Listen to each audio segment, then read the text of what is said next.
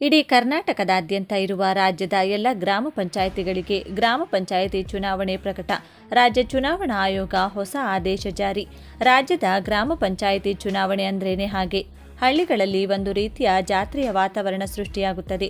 ಅದರಲ್ಲೂ ಗೌಪ್ಯವಾಗಿ ಗ್ರಾಮ ಪಂಚಾಯಿತಿ ಸದಸ್ಯ ಸ್ಥಾನಕ್ಕೆ ಸ್ಪರ್ಧಿಸುವ ವ್ಯಕ್ತಿಯನ್ನ ತಯಾರು ಮಾಡುವ ಕೆಲವು ಗುಂಪುಗಳು ಮತ್ತು ಜನರು ಬೇರೇನೆ. ಅದೇನೇ ಇರಲಿ, ಕರ್ನಾಟಕ ರಾಜ್ಯ ಚುನಾವಣಾ ಆಯೋಗವು ರಾಜ್ಯದಲ್ಲಿ ಗ್ರಾಮ ಪಂಚಾಯಿತಿ ಚುನಾವಣೆಗೆ ಸಂಬಂಧಿಸಿದಂತೆ ಮಹತ್ವದ ಆದೇಶ ಹೊರಡಿಸಲಾಗಿದ್ದು, ರಾಜ್ಯದಲ್ಲಿ ಈಗಾಗಲೇ ಗ್ರಾಮ ಪಂಚಾಯಿತಿ ಚುನಾವಣೆ ಈಗಾಗಲೇ ನಡೆಯಬೇಕಿದ್ದು, ಈಗ ಚುನಾವಣೆ ಕುರಿತಾಗಿ ರಾಜ್ಯ ಚುನಾವಣಾ ಆಯೋಗವು ಮಹತ್ವದ ಆದೇಶ ಜಾರಿ ಮಾಡಿದೆ. ಬನ್ನಿ, ಈ 2026ರಲ್ಲಿ ಕರ್ನಾಟಕದ ಎಲ್ಲ ಗ್ರಾಮ ಪಂಚಾಯಿತಿ ಚುನಾವಣೆ ನಡೆಸಲು ರಾಜ್ಯ ಚುನಾವಣಾ ಆಯೋಗವು ಈಗಾಗಲೇ ಯೋಜನೆ ರೂಪಿಸಿಕೊಂಡಿದ್ದು, ಯಾವ ದಿನಾಂಕದಂದು ಗ್ರಾಮ ಪಂಚಾಯಿತಿ ಚುನಾವಣೆ ನಡೆಯಲಿದೆ ಹಾಗೂ ಚುನಾವಣೆ ಮತದಾನದ ದಿನಾಂಕ ಯಾವಾಗ ಹಾಗೂ ಫಲಿತಾಂಶ ಅಂದರೆ ರಿಸಲ್ಟ್ ಡೇಟ್ ಯಾವಾಗ ಹಾಗೂ ಗ್ರಾಮ ಪಂಚಾಯಿತಿ ಮೊದಲ ಸಭೆ ಯಾವಾಗ ಹಾಗೂ ಸದಸ್ಯ ಸ್ಥಾನಕ್ಕೆ ನಿಲ್ಲಲು ಈ ಬಾರಿ ಇರುವ ಅರ್ಹತೆಗಳು ಏನೇನು ಹಾಗೂ ಸದಸ್ಯ ಸ್ಥಾನಕ್ಕೆ ಸ್ಪರ್ಧಿಸುವ ವ್ಯಕ್ತಿಯು ಅಗತ್ಯವಾಗಿ ಸಲ್ಲಿಸಬೇಕಾದ ದಾಖಲೆಗಳು ಏನೇನು, ಇಷ್ಟಕ್ಕೂ ರಾಜ್ಯ ಚುನಾವಣಾ ಆಯೋಗವು ಗ್ರಾಮ ಪಂಚಾಯಿತಿ ಸದಸ್ಯ ಸ್ಥಾನಕ್ಕೆ ಸ್ಪರ್ಧಿಸುವ ವ್ಯಕ್ತಿಗೆ ಇರಬೇಕಾದ ಅರ್ಹತೆಗಳ ಬಗ್ಗೆ ಸೂಚಿಸಿರುವ ಆದೇಶ ಏನು ಎನ್ನುವ ಕುರಿತು ಕಂಪ್ಲೀಟ್ ಮಾಹಿತಿಯನ್ನು ತಿಳಿದುಕೊಳ್ಳಲು ತಪ್ಪದೆ ಈ ವಿಡಿಯೋವನ್ನು ಕೊನೆವರೆಗೂ ನೋಡಿ. ಹಾಗೂ ನೀವು ಕೂಡ ಗ್ರಾಮೀಣ ಭಾಗದ ಗ್ರಾಮ ಪಂಚಾಯಿತಿ ವ್ಯಾಪ್ತಿಗೆ ಒಳಪಡುವ ಹಳ್ಳಿಯವರಾಗಿದ್ದರೆ ತಪ್ಪದೆ ಈ ವಿಡಿಯೋಗೆ ಒಂದು ಲೈಕ್ ಮಾಡಿ ಹಾಗೂ ಕಂಪ್ಲೀಟ್ ಆಗಿ ನೋಡಿ. ರಾಜ್ಯದಲ್ಲಿ ಗ್ರಾಮ ಪಂಚಾಯಿತಿ ಸಾರ್ವತ್ರಿಕ ಚುನಾವಣೆ ನಡೆಸುವ ಪ್ರಕ್ರಿಯೆಗೆ ವೇಗ ಸಿಕ್ಕಿದ್ದು, ಕರ್ನಾಟಕ ರಾಜ್ಯ ಚುನಾವಣಾ ಆಯೋಗವು ಚುನಾವಣಾ ಸಿದ್ಧತೆಗಳಿಗೆ ಸಂಬಂಧಿಸಿದಂತೆ ಮಹತ್ವದ ಸುತ್ತೋಲೆ ಹೊರಡಿಸಿದೆ.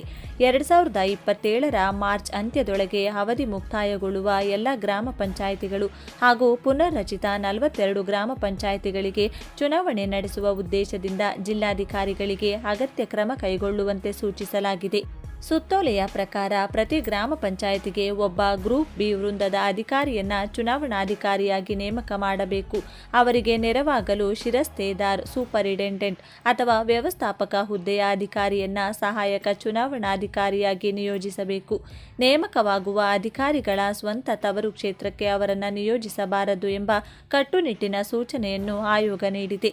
ಸದಸ್ಯ ಸ್ಥಾನಗಳ ಆಧಾರದ ಮೇಲೆ ಅಧಿಕಾರಿಗಳ ನೇಮಕ ಹೀಗಿದೆ: 25 ಸದಸ್ಯ ಸ್ಥಾನಗಳವರೆಗೆ 1 ಚುನಾವಣಾಧಿಕಾರಿ ಪ್ಲಸ್ 1 ಸಹಾಯಕ ಚುನಾವಣಾಧಿಕಾರಿ, 25ರಿಂದ 35 ಸದಸ್ಯ ಸ್ಥಾನಗಳವರೆಗೆ 1 ಚುನಾವಣಾಧಿಕಾರಿ ಪ್ಲಸ್ 2 ಸಹಾಯಕ ಚುನಾವಣಾಧಿಕಾರಿಗಳು, 35ಕ್ಕಿಂತ ಹೆಚ್ಚು ಸದಸ್ಯ ಸ್ಥಾನಗಳಿದ್ರೆ 2 ಚುನಾವಣಾಧಿಕಾರಿಗಳು ಪ್ಲಸ್ 2 ಸಹಾಯಕ ಚುನಾವಣಾಧಿಕಾರಿಗಳು.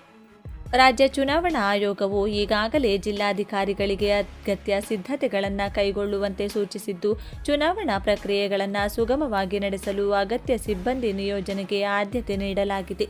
ಇದರ ಜೊತೆಗೆ 2027ರ ಏಪ್ರಿಲ್ ನಂತರ ಅವಧಿ ಮುಕ್ತಾಯಗೊಳ್ಳಲಿರುವ 56 ಗ್ರಾಮ ಪಂಚಾಯಿತಿಗಳ ಪಟ್ಟಿಯನ್ನು ಆಯೋಗ ತನ್ನ ಸುತ್ತೋಲೆಯೊಂದಿಗೆ ಲಗತ್ತಿಸಿದ್ದು, ಮುಂದಿನ ಹಂತದ ಚುನಾವಣೆ ಸಿದ್ಧತೆಗಳಿಗೂ ಮುನ್ನೋಟ ನೀಡಿದೆ. ಈ ಬೆಳವಣಿಗೆಯೊಂದಿಗೆ ರಾಜ್ಯದಲ್ಲಿ ಗ್ರಾಮ ಪಂಚಾಯಿತಿ ಚುನಾವಣೆಯ ಕಾವು ಹೆಚ್ಚಾಗಿದ್ದು, ಶೀಘ್ರದಲ್ಲೇ ಚುನಾವಣಾ ವೇಳಾಪಟ್ಟಿ ಪ್ರಕಟವಾಗುವ ನಿರೀಕ್ಷೆ ವ್ಯಕ್ತವಾಗಿದೆ.